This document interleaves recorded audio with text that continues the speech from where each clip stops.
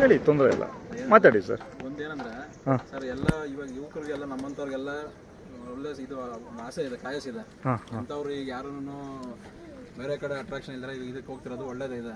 ಆದರೆ ಹಿರೀಕರು ಇದರಲ್ಲಿ ಇರೋಂಥವ್ರು ಕೆಲವರು, ಎಲ್ಲರೂ ಅಂತ ಹೇಳೋಕ್ಕಾಗಲ್ಲ, ಎಲ್ಲರೂ ಯಾಕಂದ್ರೆ ದನ ಸಾಕೋರೆಲ್ಲ ನಾವು ಒಂದೇ ಕುಟುಂಬದವ್ರು ಇದ್ದಂಗೆ.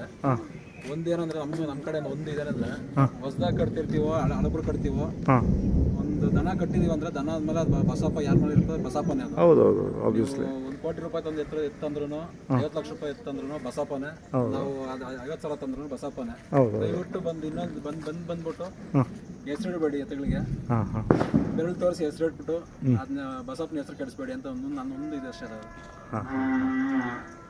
ಆ ಥರ ಆಗಿದೆಯಾ ನಿಮಗೆ ಪರ್ಸನಲಿ?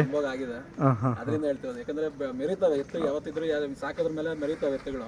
ಮೆರಿಯೋ ಎತ್ತುಗಳನ್ನ ಸುಮ್ಮನೆ ಬಂದ್ಬಿಟ್ಟು ಬೆರಳು ತೋರಿಸ್ಬಿಟ್ಟು ಪ್ರಚಾರ ಮಾಡೋದು, ಸುಳ್ಳು ಪ್ರಚಾರ ಮಾಡೋದು.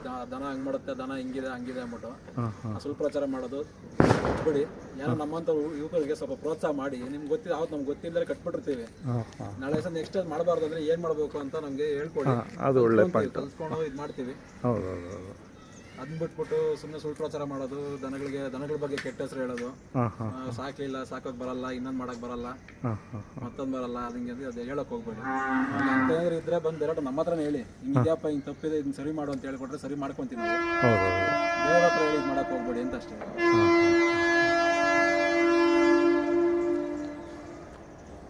ಅಷ್ಟೇನಾ ಸರ್? ಹಾಂ, ಓಕೆ ಸರ್.